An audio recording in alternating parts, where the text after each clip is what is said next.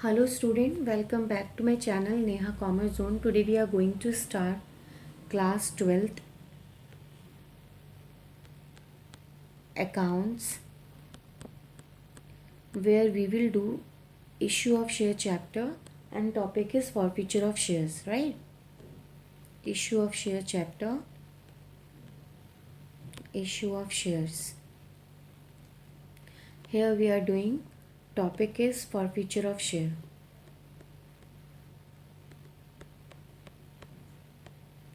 Forfeiture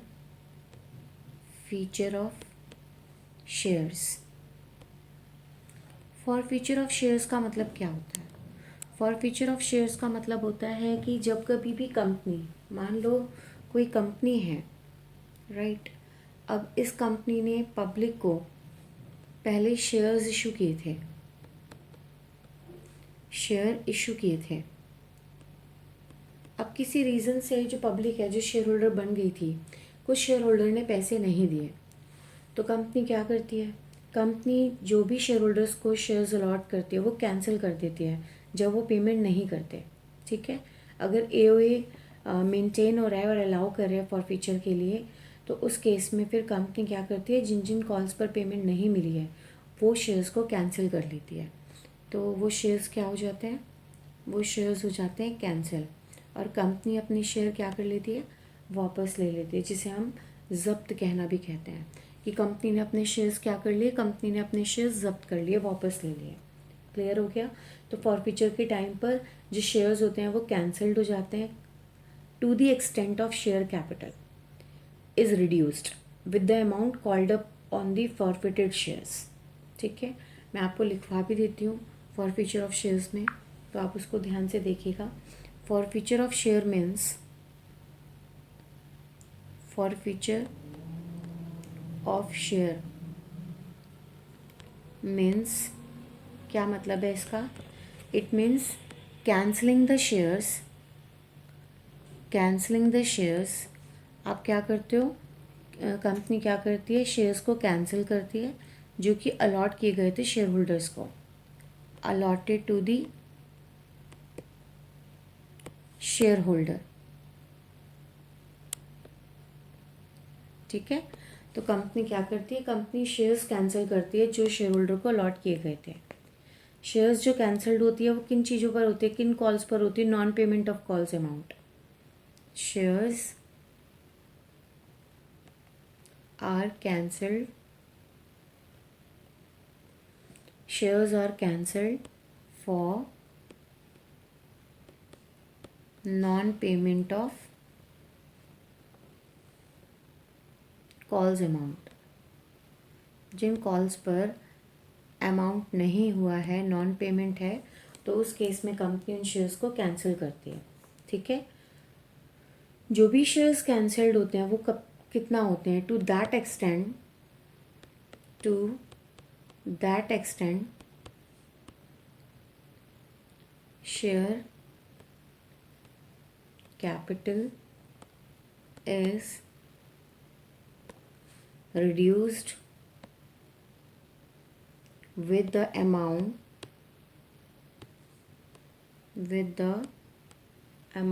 called up on forfeited shares, right. जितनी company amount called up करती है, उन कॉल्ड अप में जब पेमेंट नहीं मिलती है, वो शेयर होल्डर पेमेंट नहीं देते हैं, तो उस एक्सटेंट तक आपका जो शेयर कैपिटल होता है वो रिड्यूस हो जाता है कॉल्ड अप अमाउंट के साथ फॉरफिटेड शेयर्स पर, राइट। तो फॉरफीचर ऑफ शेयर्स का मतलब क्या होता है? फॉरफीचर ऑफ शेयर का मतलब होता है कंपनी के द्वारा अपने शेयर्स को कैंसिल कर देना, क्योंकि उन पर्टिकुलर कॉल्स पर नॉन पेमेंट हुई है, शेयर होल्डर से पैसे मंगवाए गए हैं, कॉल्ड अप की गई है, लेकिन कुछ शेयर होल्डर्स ने पेमेंट नहीं दी है। तो जो शेयर होल्डर्स पेमेंट नहीं दे पाते हैं उन शेयर्स को वापस ले लिया जाता है, फॉरफिटेड कर लिया जाता है, जब्त कर लिया जाता है। क्लियर हो गया? और जो फॉरफिटेड शेयर्स होते हैं बैलेंस शीट में उनका डिस्क्लोजर कैसे होता है? तो आप याद रखें, till the time forfeited shares are re issue, जब तक फॉरफिटेड शेयर री इशू नहीं होते हैं, till the time of that balance of the forfeited share account is added to the subscribed capital and paid up capital as a separate entity in the notes to accounts. Always remember कि जब तक कि forfeited share हमारे reissue नहीं होते उस time तक जो भी फॉरफिटेड शेयर अकाउंट का बैलेंस होता है वो सब्सक्राइब्ड कैपिटल में और पेड अप कैपिटल में अलग से सेपरेट एंट्री में आप नोट्स टू अकाउंट्स में ऐड करते हो शेयर कैपिटल के अंदर, ठीक है। और शेयर कैपिटल कहाँ शो किया जाता है? इक्विटी एंड लाइबिलिटीज पार्ट में बैलेंस शीट के। तो ये हमारा कॉन्सेप्ट था मीनिंग के साथ, और उसको बैलेंस शीट में कहाँ डिस्क्लोज करते हैं, ये हमारा कॉन्सेप्ट था। अब जो फॉरफिटेड ऑफ शेयर्स होते हैं वो पार पर यदि इशू होंगे तो क्या जर्नल एंट्री होगी वो मैं आपको बता रही हूँ। क्लियर है? तो अब हम जो करने जा रहे हैं वो हम करने जा रहे हैं accounting entries. Accounting entries, accounting entries on forfeiture of shares.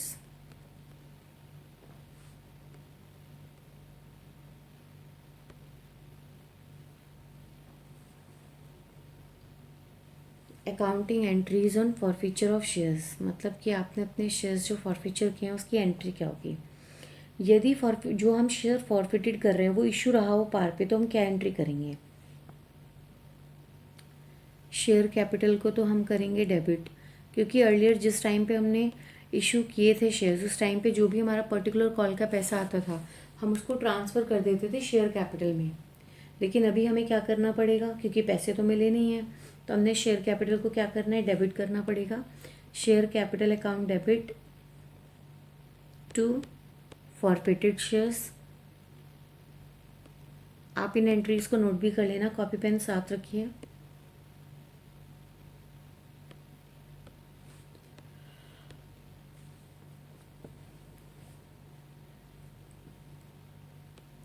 To share allotment, to share allotment account, to share further calls जो भी होंगी, first call, second call, final call. तो मैं यहाँ पे टू शेयर कॉल्स लिख देती हूँ। जब हमने शेयर इश्यू किए थे तो उस समय हमने शेयर कैपिटल को क्रेडिट किया था, राइट। तो अभी हम शेयर कैपिटल को डेबिट कर देंगे क्योंकि हमें पैसे तो मिले नहीं हैं। और जिन कॉल्स पर हमें अमाउंट रिसीव हो जाता है फॉरफिटेड शेयर्स पे तो वहाँ पर तो हम टू फॉरफिटेड शेयर्स लिखते हैं। यहाँ पे हमें अमाउंट जो रिसीव्ड हो गया है फॉरफिटेड शेयर पे जितना अमाउंट हमें रिसीव हो जाता है वो हम फॉरफिटेड शेयर्स में लिखते हैं। उसके अलावा जब कॉल ड्यू होती है चाहे वो अलॉटमेंट की हो या फर्दर कॉल्स की हो, ड्यू होने पर हमें अमाउंट रिसीव नहीं होता, अमाउंट ड्यू तो हो जाता है लेकिन पे नहीं करते शेयर होल्डर, तो फिर हम उनको यहाँ पे लिखते हैं पर्टिकुलर कॉल के नाम से। तो इस तरीके से हमारी फॉरफीचर की एंट्री होती है। अगर हम कॉल्स इन एरियर अकाउंट को मेंटेन कर रहे हैं तो उस केस में हमें कॉल्स इन एरियर अकाउंट को क्रेडिट करना पड़ेगा शेयर अलॉटमेंट या शेयर कॉल्स अकाउंट की जगह पे। क्लियर है?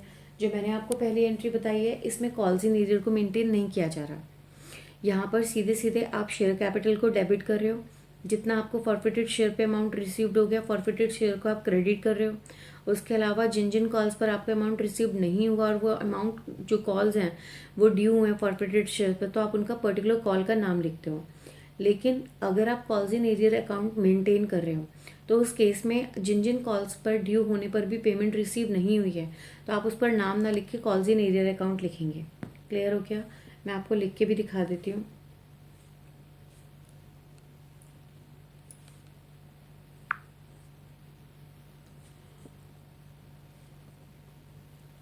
अगर आप कॉल्स इन एरियर अकाउंट को मेंटेन कर रहे हो तो उस केस में क्या एंट्री होगी?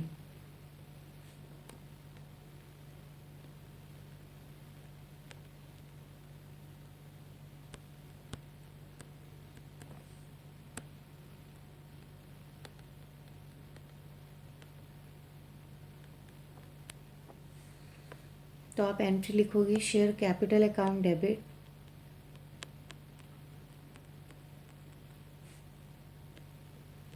To forfeited shares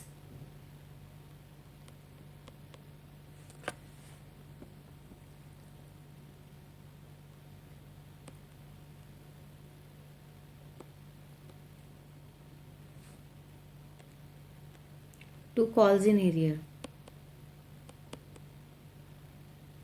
just a minute, to calls in arrear. तो इस तरीके से आप एंट्री करोगे।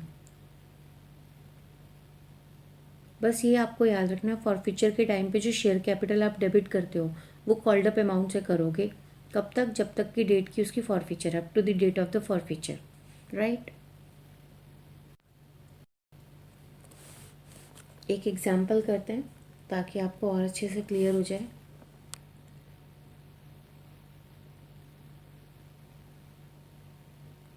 सपोज नेहा लिमिटेड ने इशू किए 5000 equity shares.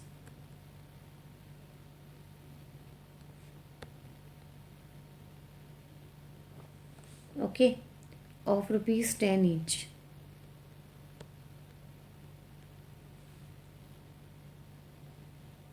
Eight par, payable, par पर, on application ₹2 per share, on allotment ₹3 per share,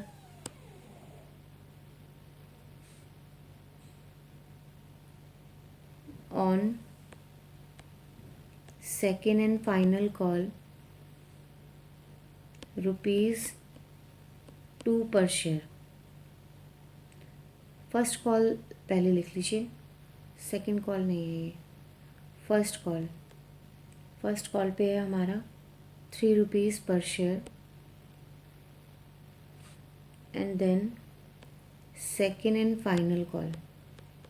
second and final call पर है ₹2 पर शेयर। क्वेश्चन इजी है, समझ में आ रहा होगा कि नेहा लिमिटेड ने 5000 इक्विटी शेयर इशू करें। एक शेयर ₹10 का है, इशू पार पे हुए हैं। जो अमाउंट पे करनी है वो एप्लीकेशन पे ₹2 पर शेयर है, अलॉटमेंट पे ₹3 पर शेयर है, फर्स्ट कॉल पे ₹3 पर शेयर है, और सेकेंड एंड फाइनल कॉल पे ₹2 पर शेयर है। एक शेयर होल्डर है परम। परम वॉज अलॉटेड 400 शेयर। कितने शेयर अलॉटेड किए गए थे? 400 शेयर्स। परम वॉज अलॉटेड 400 शेयर्स। ओके, अब मैं कुछ केसेस आपको बताती हूँ, उसमें आपको जर्नल एंट्री पास करनी है। तो उस केस में आप क्या करोगे, पहले आप इस क्वेश्चन का स्क्रीनशॉट ले लीजिए ताकि आपको क्वेश्चन क्लियर रहे कि नेहा लिमिटेड ने 5000 इक्विटी शेयर इशू किए, एक शेयर ₹10 का है, और इस तरीके से कॉल पे पैसे मंगवाए, एप्लीकेशन पे 2, अलॉटमेंट पे 3, फर्स्ट कॉल पे 3 और सेकेंड एंड फाइनल कॉल पे 2। क्लियर है? चलिए आगे देखिए। Give necessary journal entries, give necessary journal entries, journal entries, give necessary journal entries। आपने नेसेसरी जर्नल एंट्रीज जो है उनको पास आउट करना, ठीक है। पहला केस क्या है? केस 1 में कहा गया है इफ़ परम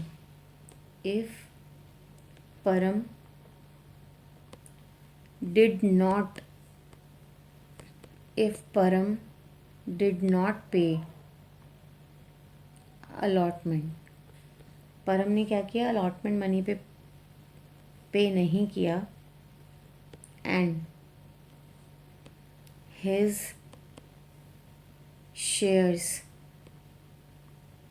were forfeited। अब उसके शेयर्स क्या हो गए? फॉरफिटेड हो गए। तो उस केस में क्या एंट्री होगी? परम ने अलॉटमेंट के पैसे नहीं दिए एंड उसके शेयर फॉरफिटेड हो गए। तो केस 1 में सबसे पहले आप इक्विटी शेयर कैपिटल को डेबिट करोगे, अभी मैंने आपको बताया ही था। तो आप इक्विटी शेयर कैपिटल को क्या करेंगे? डेबिट करेंगे। Equity share capital account debit. कितने शेयर्स अलॉटेड थे? 400 शेयर्स अलॉटेड थे, और अलॉटमेंट मनी पे पैसे नहीं मिले और तुरंत शेयर फॉरफिटेड हो गए। एप्लीकेशन पे हमारे ₹2 थे, अलॉटमेंट पे ₹3 थे, यानी कि कॉल्ड अप कितना रहा 5, क्योंकि अलॉटमेंट के बाद तो शेयर फॉरफिटेड हो गए थे। तो फर्स्ट कॉल या फाइनल कॉल तो मंगवा ही नहीं है, फर्स्ट और फाइनल कॉल मंगवा ही नहीं, हम इक्विटी शेयर कैपिटल पे लिखते ही क्या है, जो कॉल्ड अप होता है। तो इसीलिए नंबर ऑफ शेयर्स को आपने कॉल्ड अप से मल्टीप्लाई किया, ₹5 थे, तो इक्विटी शेयर कैपिटल पे 400 इंटू 5 किया तो कितना आ गया, 2000 आ गया, राइट। एंड उसके बाद हमें किसके पैसे मिल गए, एप्लीकेशन के पैसे मिल गए होंगे। तो एप्लीकेशन के पैसे मिल गए तो वो किस में जाएंगे, टू फॉरफिटेड शेयर्स में जाएंगे। तो फॉरफिटेड शेयर्स में जब हम अमाउंट लिखेंगे तो कितना लिखेंगे एप्लीकेशन का, और एप्लीकेशन कितनी है, ₹2। तो आप लिखोगे 400 इंटू 2, 400 आपके अलॉटेड शेयर्स थे, एप्लीकेशन पे ₹2 मिल गए, तो आपका कितना हो गया, 800 हो गया। क्लियर हो गया। तो किस पर पैसे नहीं मिले, अलॉटमेंट पे नहीं मिले, कॉल्स इन एरियर मेंटेन हो नहीं रहा, तो आप पर्टिकुलर कॉल का नाम लिखोगे।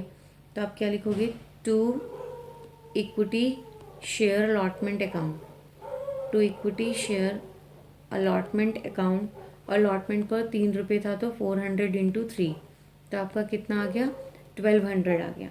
और आप नरेशन में क्या लिखेंगे, नरेशन में लिखेंगे 400 shares forfeited, 400 shares forfeited for non-payment of allotment money, for non-payment of allotment money।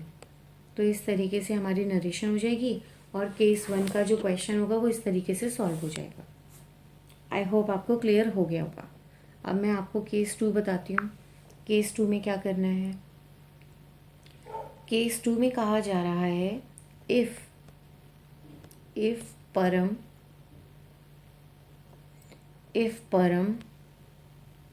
did not pay allotment money, परम ने अलॉटमेंट मनी पे नहीं की है, ठीक है, एंड ऑन नॉन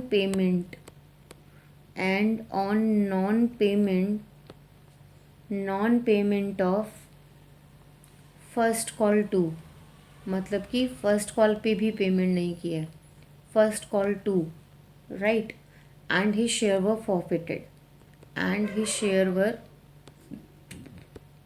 फॉरफिटेड, तो अब इस केस में उसने अलॉटमेंट पे भी पैसे नहीं दिए, फर्स्ट कॉल पे भी पैसे नहीं दिए। तो सबसे पहले जब हम इक्विटी शेयर कैपिटल को डेबिट करेंगे तो अलॉटेड शेयर्स को मल्टीप्लाई करेंगे उसके कॉल्ड अप से। तो equity share capital account debit, number of shares थे 400, फर्स्ट कॉल के बाद तुरंत शेयर फॉरफिटेड हो गए, एप्लीकेशन पे ₹2 थे, अलॉटमेंट पे ₹3 थे, फर्स्ट कॉल पे ₹3 थे, तो कितना ₹8 हो गया। तो हम यहाँ पे लिखेंगे 3200, हमने डेबिट कर दिया 3200। अब किस किस के हमें पैसे मिल गए, सिर्फ हमें एप्लीकेशन कॉल पे पैसे मिले हैं, तो 2 फॉरफिटेड शेयर पर हम कितना लिखेंगे, ₹2 लिखेंगे सिर्फ। तो हमने लिख दिया 400 इंटू 2, दैट इज़ 800, तो हमारा 800 आ गया यहाँ पे। अब उसके बाद हमें किस किस पर पैसे नहीं मिले हैं, हमें अलॉटमेंट कॉल पे पैसे नहीं मिले और हमें फ़र्स्ट कॉल पे पैसे नहीं मिले हैं, तो हम लिखेंगे to equity share allotment account, आपने इक्विटी शेयर अलॉटमेंट को क्रेडिट किया, अलॉटमेंट आपका कितना था ₹3, तो 400 इंटू 3 करेंगे, that is it becomes 1200। In the same manner first call पे भी पेमेंट नहीं दिए, कॉल्स इन एरियर तो मेंटेन कर नहीं रहे कि हम कॉल्स इन एरियर को यहाँ पे स्पेसिफिकली लिखेंगे, तो हम लिखेंगे to equity share first call account and that is 400 into 3 again, because first call पर भी हमारा ₹3 था, तो हमारा इक्विटी शेयर फर्स्ट कॉल पर कितना अमाउंट आ गया, 1200 आ गया। ओके, अभी हम नरेशन में क्या लिखने वाले हैं, नरेशन में हम लिखेंगे 400 shares forfeited for non-payment of allotment and first call money। Clear हो गया। परम ने अलॉटमेंट कॉल पे और फर्स्ट कॉल पे पैसे नहीं दिए थे, तो हमने फर्स्ट कॉल और अलॉटमेंट पर अलग से स्पेसिफिकली कर दिया है एंट्री, और हमें एप्लीकेशन पे पैसे मिल गए थे तो वो हमारे फॉरफिटेड शेयर्स में चले गए, और शेयर कैपिटल अकाउंट में हमने डेबिट अलॉटेड शेयर्स को 8 से किया, क्योंकि जो कॉल्ड अप वैल्यू थी वो 8 रुपीज़ थी। फर्स्ट कॉल के बाद तुरंत ही शेयर्स जो थे वो फॉरफिटेड हो गए थे। ठीक है, अभी केस 3 देखते हैं। केस 3 में कहा जा रहा है कि इफ़ परम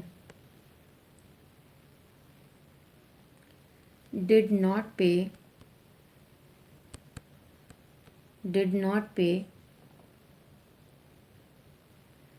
first call and second and final call, his shares were forfeited. Now what is the journal entry? यहाँ पर सेकेंड एंड फाइनल कॉल तक पहुँच गए, यानी कि जो कॉल्ड अप है वो सारा कॉल की गई है, ऑल कॉल्स को कॉल्ड अप किया गया है, राइट। तो उस केस में हम क्या एंट्री करेंगे? इक्विटी शेयर कैपिटल को तो हमें डेबिट करना ही है, तो हम लिखेंगे equity share capital account debit, allotted shares 400 हैं, सेकेंड एंड फाइनल कॉल तक उसने पेमेंट नहीं किया है, ना फर्स्ट कॉल पे ना सेकेंड एंड फाइनल कॉल पर किया है। तो इसका मतलब हमने सारे ही पैसे मंगवाए हैं, तो 10 से मल्टीप्लाई करेंगे यहाँ पे, क्योंकि शेयर कैपिटल में हमेशा हम कॉल्ड अप वैल्यू से करते हैं, इसलिए जितने जितने जैसे जैसे केस आते गए हैं हमने कॉल्ड अप से ही किया है। तो यहाँ पर उसने एप्लीकेशन और अलॉटमेंट पे पैसे दे दिए हैं, तो हम जब लिखेंगे टू फॉरफिटेड शेयर्स, तो यहाँ पर हम अलॉटेड शेयर्स जो हमारे 400 हैं, हम 400 को मल्टीप्लाई करेंगे एप्लीकेशन प्लस अलॉटमेंट, दोनों को बन गया 5 रुपीज़ बन गया, राइट। क्योंकि एप्लीकेशन पे कितना था? एप्लीकेशन पे हमारा 2 रुपये था, अलॉटमेंट पे हमारा 3 रुपये था, तो 5 रुपीज़ हो गए, हमें 5 रुपीज़ रिसीव हो गए। तो फॉरफिटेड शेयर पे हमने 400 इंटू 5 लिखा, जो हमें रिसीव हो गया। तो क्रेडिट में हमने यहाँ कितना लिख दिया? 2000 लिख दिया, राइट। और उसके अलावा हमें किस किस के पैसे नहीं मिले हैं? फर्स्ट कॉल के नहीं मिले, सेकेंड कॉल के नहीं मिले। ओके, फर्स्ट कॉल हमारे 3 रुपीज़ से है, कॉल्स इन एरियर तो मेंटेन हो नहीं रहा कि हम स्पेसिफिकली लिखेंगे, तो हम लिखेंगे यहाँ पे to equity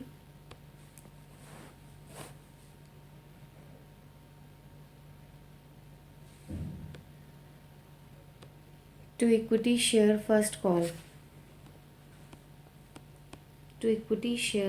call account 3 rupees है, तो 400 इंटू 3, तो ये आ जाएगा आपका 1200।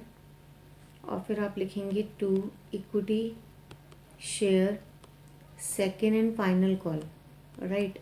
सेकेंड एंड फाइनल कॉल पर आप कितना लिखेंगे? आप लिखेंगे 2 रुपीज़, तो 400 इंटू 2, तो ये आपका कितना आ जाएगा? 800। और आप नरेशन में क्या लिखेंगे? नरेशन में आप लिखेंगे 400 shares forfeited, 400 shares forfeited for non-payment of first call and second and final call। इस तरीके से आप नरेशन करके इस क्वेश्चन को आप कर लेंगे, राइट। आई होप आपको क्लियर हो गया होगा, समझ में आ गया होगा, राइट। अब जो हमने ये क्वेश्चन किया या जो कॉन्सेप्ट किया, यहाँ पे जो फॉरफिटेड शेयर्स थे वो इशू हुए थे पार पे। यदि मान लीजिए जो फॉरफिटेड शेयर है अगर वो इशू हुए हों प्रीमियम पर, तो क्या करेंगे? तो उसको भी एक बार देख लेते हैं। Okay, forfeiture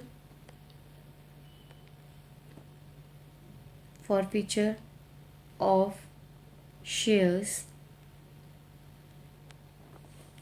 which were issued at premium,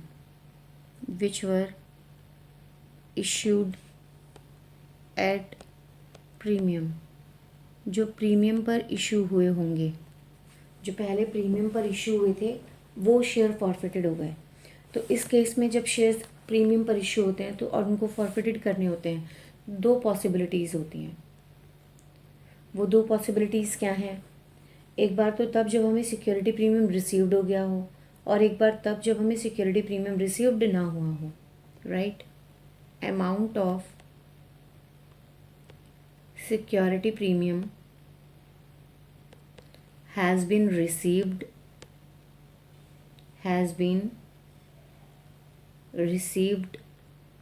या तो हमें अमाउंट रिसीव्ड हो गया हो और या फिर amount of security premium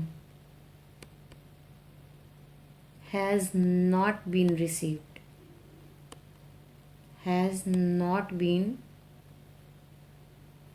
received, जो रिसीव्ड ना हुआ हो। क्लियर है? अब ये जो दो सिचुएशंस हैं ये दोनों डिफरेंट हैं, तो इस केस में अब हम क्या करेंगे वो ज़रा ध्यान से हमें सुनना है, फिर उसके बाद मैं आपको जर्नल एंट्री बताऊंगी। ठीक है? जो अमाउंट आपको सिक्योरिटी प्रीमियम पर रिसीव्ड हो गया है फॉरफिटेड शेयर्स पर, तो वो तो कैंसिल होंगे नहीं, तो सिक्योरिटी प्रीमियम डेबिट भी नहीं होगा। सिक्योरिटी प्रीमियम अकाउंट डेबिट ना होने का कारण सिर्फ इतना है क्योंकि सिक्योरिटी प्रीमियम क्रेडिट हो चुका होगा सिक्योरिटी प्रीमियम अकाउंट में, क्योंकि वो रिसीव्ड हो चुका है। क्लियर है? तो उस केस में अब हमें कुछ भी करने की ज़रूरत नहीं है। फॉरफिटेड शेयर्स जो हैं, प्रीमियम जो फॉरफिटेड शेयर्स पर रिसीव्ड हुआ वो कैंसिल नहीं हो सकते क्योंकि अलॉटमेंट कॉल पर हमें पैसा मिल चुका है। अगर मैं एग्जांपल के तौर पर कहूँ कि एक कंपनी है, उसने शेयर को इशू किया और उसने पर्टिकुलर कॉल्स पर पैसे मंगवाए हैं, ठीक है, लेकिन अलॉटमेंट पर जो है, लेट्स सपोज अलॉटमेंट पर 3 रुपये थे, जिसमें 1 रुपीज़ का जो प्रीमियम था वो ऑलरेडी शामिल था। किसी पर्टिकुलर शेयर होल्डर ने एप्लीकेशन अलॉटमेंट मनी पर पैसे दे दिए थे, फर्स्ट एंड फाइनल कॉल पर पैसे नहीं दिए थे, तो यहाँ पर फर्स्ट एंड फाइनल कॉल पर उसने पैसे नहीं दिए हैं। ठीक है? तो अमाउंट तो सिक्योरिटी प्रीमियम का रिसीव्ड हुआ है क्योंकि उसने अलॉटमेंट के पैसे दे दिए हैं, तो उस केस में हम फॉरफिटेड शेयर्स जो हैं अलॉटमेंट तक फॉरफिट नहीं करेंगे, सिक्योरिटी प्रीमियम अकाउंट डेबिट नहीं होगा। ठीक है? जो शेयर्स फॉरफिटेड हो रहे हैं, क्योंकि सिक्योरिटी प्रीमियम अकाउंट डेबिट ना होने का कारण सिर्फ इतना है, security premium already security premium account में क्रेडिट हो चुका है क्योंकि वो रिसीव्ड हो चुका है। ठीक है? It has been already received and received can be used only for the purpose of prescribed in section 52 subsection 2 of the companies act 2013। तो इसीलिए फॉरफिटेड शेयर्स पर जो प्रीमियम रिसीव्ड होता है वो कैंसिल नहीं कर सकते। Is it clear? और अगर अमाउंट सिक्योरिटी प्रीमियम का रिसीव्ड नहीं हुआ है तो उस केस में क्या होगा? तो उस केस में मैं आपको बता दूं, यदि अमाउंट रिसीव्ड नहीं हुआ है तो आपको क्या करना पड़ेगा, 52 सबसेक्शन 2 वाला जो प्रोविज़न है कंपनीज एक्ट का वो वायलेट नहीं होगा। ऑल्दो आप क्रेडिट नहीं किया आपने अमाउंट को रिसीव को, लेकिन यहाँ आपने उसको डेबिट करना पड़ेगा क्योंकि सिक्योरिटी प्रीमियम अमाउंट आपको रिसीव्ड नहीं हुआ है, तो आपने उसको क्या करना है, पहले आपने उसको इनकम दिखा दी थी, पहले आपने उसको क्रेडिट शो कर रखा था, तो अभी आप उसको क्या कर देंगे, आप उसको डेबिट कर देंगे। एक तो जर्नल एंट्री के फॉर्म में मैं आपको बताती हूँ ताकि आपको चीज़ क्लियर हो जाए। ठीक है?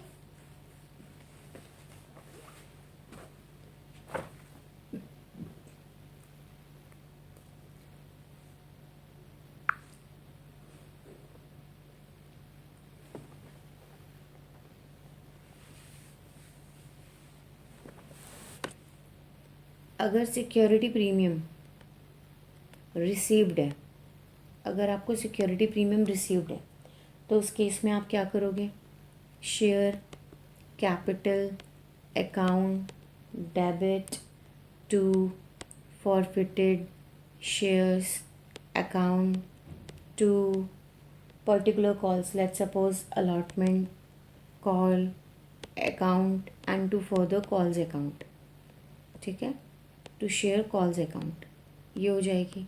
अगर हमें सिक्योरिटी प्रीमियम नॉट रिसीव्ड, अगर हमें रिसीव्ड नहीं है तो उस केस में हम क्या करेंगे, हम प्रीमियम अमाउंट जो कॉल्ड अप है बट नॉट रिसीव्ड, हम उसको सिक्योरिटी प्रीमियम को डेबिट करेंगे। तो हमारी एंट्री क्या बनेगी, हमारी एंट्री बनेगी share capital account debit security premium account debit, बाकी सब इसके तरीके से to forfeited shares account to share allotment account to share calls account. Right? आपको मैंने पर्पस रीज़न सारी चीज़ें बता दी हैं। अगर सिक्योरिटी प्रीमियम रिसीव्ड होगा तो उस केस में आप सिक्योरिटी प्रीमियम को डेबिट नहीं करोगे, और अगर सिक्योरिटी प्रीमियम रिसीव्ड नहीं हुआ है तो आपको सिक्योरिटी प्रीमियम को डेबिट करना पड़ेगा। ये तब है जहाँ पर आप कॉल्स इन एरियर को मेंटेन नहीं कर रहे हो। यदि आप कॉल्स इन एरियर को मेंटेन करते हो तो आपको क्या करना पड़ेगा, एंट्री सब सेम रहेंगी। जो आपने पर्टिकुलर कॉल्स के नाम लिखे हैं इनकी जगह पर आप क्या लिख दोगे, calls in arrear to calls in arrear account. अगर कॉल्स इन एरियर को मेंटेन करते तो आपकी एंट्री बन जाएगी share capital account debit to forfeited shares account to calls in arrear account. ठीक है, और इस केस में क्या होगी, यही पर्टिकुलर जो शेयर अलॉटमेंट और शेयर कॉल है बस आप इसकी जगह पे कॉल्स इन एरियर लिख दोगे। बाकी आपकी एंट्री क्या बनेगी, आपकी एंट्री बनेगी यदि कॉल्स इन एरियर को मेंटेन किया जा रहा है, share capital account debit security premium account debit to forfeited shares to calls in arrear account. तो इसको थोड़ा सा आपने याद रखना है। अगर calls in arrear account maintain होगा तो पर्टिकुलर कॉल्स के नाम मत लिखना, ठीक है, सिर्फ कॉल्स इन एरियर लिख देना। और अगर कॉल्स इन एरियर मेंटेन नहीं हो रहा है तो कॉल्स इन एरियर नहीं लिखना, जिस भी कॉल पर पेमेंट रिसीव नहीं हुई है उस पर्टिकुलर कॉल का नाम आप लिख देंगे। आई होप आपको पॉइंट क्लियर हो गया होगा, राइट। मैं अब सिक्योरिटी प्रीमियम का एक एग्जाम्पल आपके साथ डिस्कस कर लेती हूँ, आपको क्लियर हो जाएगा कि किस तरीके से हमने इस क्वेश्चन को करना है, राइट।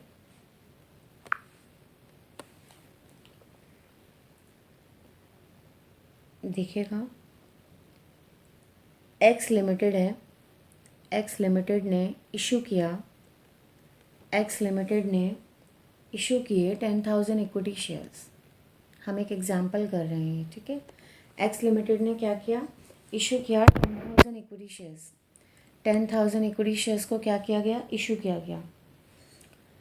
एक शेयर कितने का है, एक शेयर 10 रुपीज़ का है, 10 each at a premium of ₹2 पर शेयर। क्वेश्चन का या तो आप स्क्रीनशॉट ले लीजिए या क्वेश्चन को आप उतार लीजिएगा ताकि क्वेश्चन कराने में आपको कोई प्रॉब्लम ना आए किसी तरीके की, राइट। तो x limited issue 10,000 equity share of ₹10 each at a premium of ₹2 पर शेयर, ओके। अब जो अमाउंट पे हो रहा है वो किस तरीके से हो रहा है वो देखिएगा ज़रा।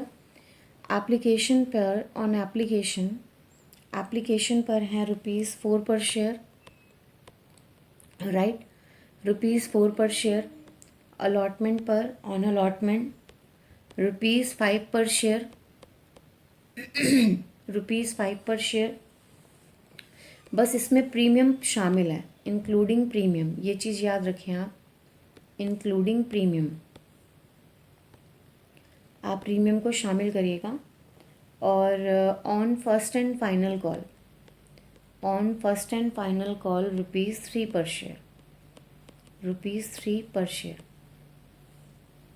एक्स लिमिटेड ने इशू किए थे 10,000 शेयर, एक शेयर 10 रुपये का था, प्रीमियम 2 रुपये था, एप्लीकेशन पे 4 रुपये हैं, अलॉटमेंट पे 5 रुपये हैं जिसमें 2 रुपये प्रीमियम शामिल है, और फर्स्ट एंड फाइनल कॉल पे 3 रुपीज़ हैं, ओके। गौरव है, गौरव वॉज अलॉटेड, ये एक शेयर होल्डर हैं, Gaurav was allotted, Gaurav was allotted how much shares, 200 shares, okay. Gaurav ने 200 शेयर्स, गौरव को 200 शेयर्स अलॉट किए गए थे। अब आपको जर्नल एंट्री पास करनी है फॉर फीचर की। 3 केसेस हैं। क्वेश्चन आपको समझ में आ गया। अब केस 1, केस 2, केस 3 के हिसाब से हम क्वेश्चन को करेंगे, राइट। तो देखिएगा ज़रा, केस 1, केस 1 में क्या है, केस 1 में गौरव डिड नॉट पे,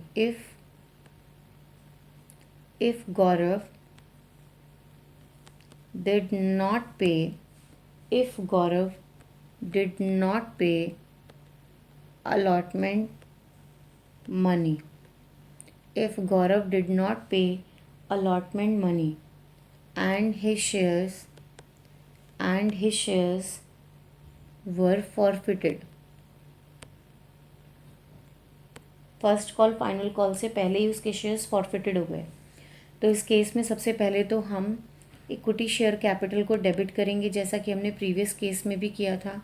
equity share capital account, equity share capital account ये डेबिट होगा। नंबर ऑफ़ शेयर्स कितने थे, 200। अब उसको मल्टीप्लाई करेंगे कॉल्ड अप से। लेकिन एक चीज़ और, क्योंकि यहाँ पर अलॉटमेंट पर पैसे नहीं दिए तो इसका मतलब सिक्योरिटी प्रीमियम अलॉटमेंट पर है तो सिक्योरिटी प्रीमियम भी पे नहीं किया गया होगा, तो सिक्योरिटी प्रीमियम को भी आप डेबिट करोगे।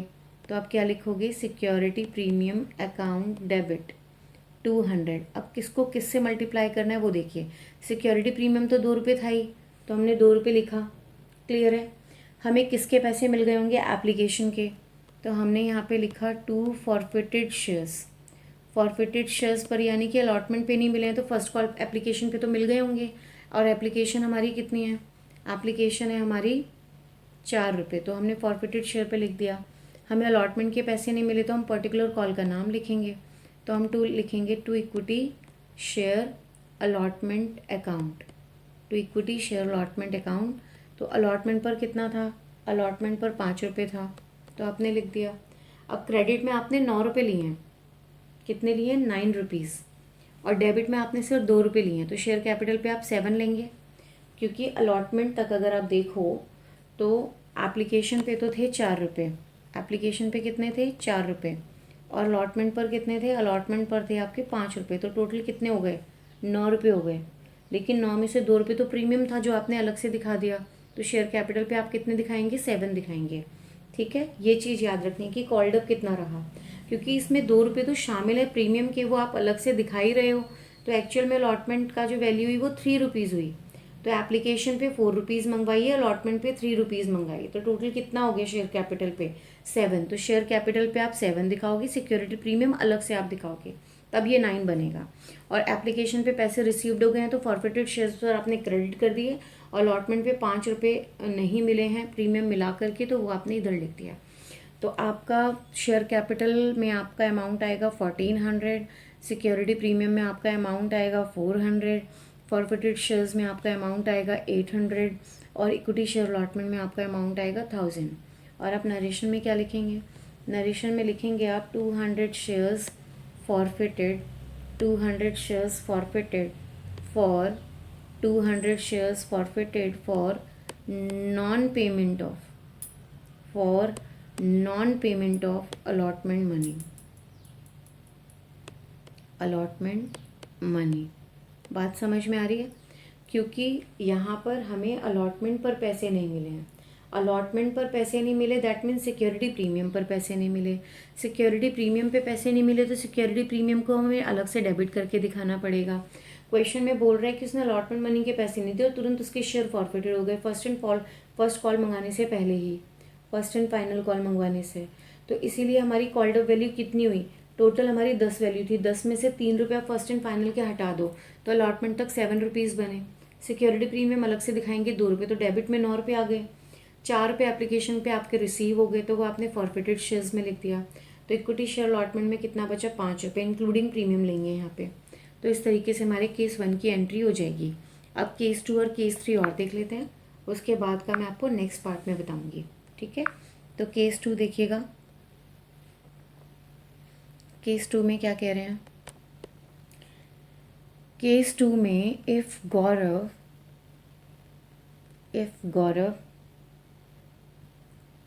did not pay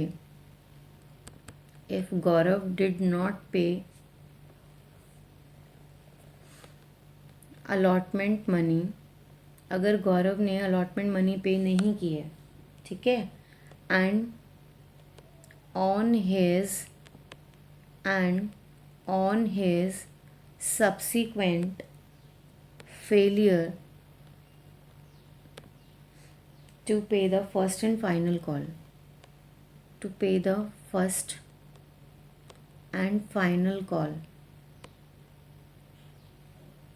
his shares were forfeited।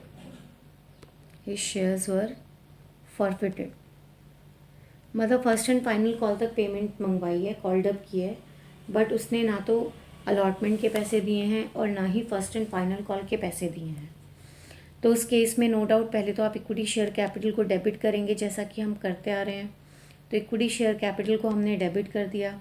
Number of shares कितने हैं? नंबर ऑफ़ शेयर्स हमारे 200 हैं। सारी कॉल मंगवाई है तो 10 रुपये हो गए पूरे के पूरे। और सिक्योरिटी प्रीमियम में आप डेबिट करोगे, क्योंकि अलॉटमेंट पे पैसे नहीं मिले हैं तो सिक्योरिटी प्रीमियम को डेबिट करना पड़ेगा। तो 200 × 2। क्लियर हो गया? तो डेबिट में आपने 2000 लिखना है यहाँ पे, और यहाँ पे आपने लिखना है 400। अब क्रेडिट में क्या जाएगा? आपको अलॉटमेंट पे पैसे नहीं मिले हैं, फॉरफिटेड शेयर पर मिल गए और एप्लीकेशन पे मिल चुके हैं, तो फॉरफिटेड शेयर्स लिखेंगे सबसे पहले। और फॉरफिटेड शेयर्स अकाउंट में एप्लीकेशन पे कितने रुपए थे? एप्लीकेशन पे 4 रुपीज़ थे, तो आप लिखेंगे 200 × 4। तो आपको 800 मिल चुके, आपने क्रेडिट कर दिया। फिर आप लिखेंगे शेयर अलॉटमेंट, तो equity share allotment account. Equity share allotment account में कितने 5 रुपये, क्योंकि प्रीमियम इंक्लूडेड है, तो इंटू 5 कितना आएगा यहाँ पे 1000। और फर्स्ट एंड फाइनल कॉल पे भी पैसे नहीं मिले, तो to equity first and final call, to equity first and final call account, first and final call account पे कितने हैं, टू 3 रुपीज़, तो 200 इंटू 3 600। इस तरीके से आपकी एंट्री हो जाएगी। और आप नरेशन में क्या लिखेंगे, नरेशन में आप लिखेंगे 200 shares forfeited, 200 shares forfeited for non payment of allotment first and final call. इस तरीके से आपकी जो है नरेशन हो जाएगी। आई होप आपको सेकंड केस भी क्लियर हो गया होगा। अभी हमारा लास्ट एक थर्ड केस और बचा है, वो भी देख लीजिए। केस 3, केस 3 में कहा जा रहा है इफ़ गौरव डिड नॉट पे फर्स्ट एंड फाइनल कॉल, गौरव ने फर्स्ट एंड फाइनल कॉल पे नहीं किए, एंड हिज शेयर्स वर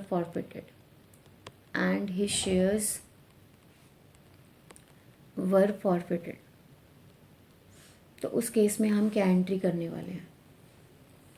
अब यहाँ पर सिक्योरिटी प्रीमियम को डेबिट नहीं करेंगे। उसके पीछे का रीज़न क्या है, सिक्योरिटी प्रीमियम को डेबिट ना करने का कारण सिर्फ इतना सा है कि जब कॉल मंगवाई गई है तो अलॉटमेंट तक उसने पैसे दे दिए हैं, अलॉटमेंट तक पैसे दे दिए और प्रीमियम भी अलॉटमेंट पर ही है, तो इसीलिए यहाँ पर क्या करेंगे, हम सिक्योरिटी प्रीमियम को डेबिट नहीं करेंगे। क्लियर है। तो हमारी एंट्री क्या बनेगी, equity share capital account debit, 200 shares हैं, 10 रुपये पूरे मंगवाए हैं, तो आप डेबिट में लिखेंगे 2000, राइट। सिक्योरिटी प्रीमियम को आप डेबिट नहीं करेंगे। और 2 फॉरफिटेड शेयर्स, लास्ट में जो कॉल्स हैं केवल सेकेंड एंड फाइनल कॉल पे पैसे नहीं दिए, तो एप्लीकेशन अलॉटमेंट पर दे दिए होंगे, राइट। तो एप्लीकेशन अलॉटमेंट पर आप कितना लिखेंगे, यहाँ पे 7 रुपीज़ लिखेंगे। 7 किस चीज़ के, 7 आप लिखेंगे, 4 रुपीज़ तो लिखेंगे आप एप्लीकेशन के, और अलॉटमेंट के 3 रुपये लिखेंगे। वैसे अलॉटमेंट हमें 5 रुपीज़ दिया, लेकिन उसमें 2 रुपये प्रीमियम इंक्लूडेड है। अब सिक्योरिटी प्रीमियम तो आप डेबिट कर नहीं रहे हो, तो वो वहाँ से हटा दोगे, अलॉटमेंट 3 रुपये लोगे आप, तो इसीलिए आप 3 4 और 3 7 हो गया, तो आप यहाँ पे कितना लिखोगे, 1400 लिखोगे। And to equity share first and final call, to equity share first and final call जो कि 3 रुपीज़ है, तो 200 इंटू 3 कर दोगे, तो आपका कितना आ जाएगा, 600 आ जाएगा। आई होप आपको ये पॉइंट क्लियर हो गया होगा कि मैंने क्या किया है। क्योंकि सिक्योरिटी प्रीमियम को आप डेबिट इसलिए नहीं कर सकते क्योंकि हमें उसकी पेमेंट रिसीव हो गई है। अलॉटमेंट पर जो पैसे थे वो 5 रुपीज़ थे, लेकिन उसमें प्रीमियम 2 रुपीज़ इंक्लूडेड था। तो जब हम यहाँ पर फॉरफिटेड शेयर्स लिखेंगे ना, फॉरफिटेड शेयर्स, ये शेयर्स है, तो जब हम फॉरफिटेड शेयर्स लिखेंगे तो एप्लीकेशन के तो 4 रुपीज़ लिखेंगे, अलॉटमेंट में 5 रुपये की जगह हम 3 रुपये लेंगे। यहाँ पे 3 रुपये लेने का कारण क्या है, क्योंकि 2 रुपये उसमें प्रीमियम शामिल है, बट उसकी पेमेंट हमें रिसीव्ड हो गई, तो वो हम यहाँ पे नहीं लेंगे, हमें इसलिए यहाँ पे 3 रुपीज़ लेना होगा। और to equity share first and final call which is 3 rupees, तो इस तरीके से हम कर देंगे। नरेशन में हम क्या लिखेंगे, नरेशन में हम लिखेंगे 200 shares forfeited, 200 shares forfeited for non payment of first and final call, non payment of first and final call money, right. इस तरीके से हम नरेशन को लिखेंगे। सिक्योरिटी प्रीमियम अकाउंट डेबिट नहीं होगा क्योंकि कंपनी को सिक्योरिटी प्रीमियम रिसीव्ड हो चुका है। क्लियर हो गया। तो हमने अपने इस वीडियो में अभी इस पार्ट में सिर्फ फॉरफीचर से रिलेटेड कंसेप्ट को समझा कि शेयर की फॉरफीचर कैसे होती है, और शेयर्स यदि इशू होंगे पार पे तो क्या ट्रीटमेंट होगा फॉरफीचर के दौरान, और अगर शेयर्स आपके प्रीमियम पर इशू रहे होंगे और देन वो फॉरफिटेड होते हैं तो क्या होता है। जो मेरा इसके बाद की जो वीडियो आएगी वो रीइशू ऑफ शेयर्स की होगी, जो हमने शेयर्स फॉरफिटेड करें उनको किस तरीके से रीइशू करते हैं और किस तरीके से उनका कैपिटल रिजर्व कैलकुलेट होता है। फिर इसके बाद मैं आपको एक और कराऊंगी, issue of share other than cash, वो भी एक कॉन्सेप्ट है जो मुझे आपको पढ़ाना है। देन उसके बाद मैं आपको मेन प्राटा के क्वेश्चंस कराऊंगी। तो इस तरीके से मेरी वीडियोस आगे आती जाएंगी, तो आप उनका फॉलो करते जाइएगा। और अगर आपको मेरी वीडियो पसंद आई हो तो आप इसे लाइक करें, शेयर करें, सब्सक्राइब करें, बेल आइकन को प्रेस करें ताकि मेरी आगे आने वाली वीडियोस आप तक पहुंचती रहें। आई होप कि और आप प्रीवियस वीडियोस को भी ज़रूर देखिएगा, तभी आपको और अच्छे से क्लियर होगा। आई होप आपके लिए वीडियो बेनिफिशियल हो। थैंक यू सो मच बेटा।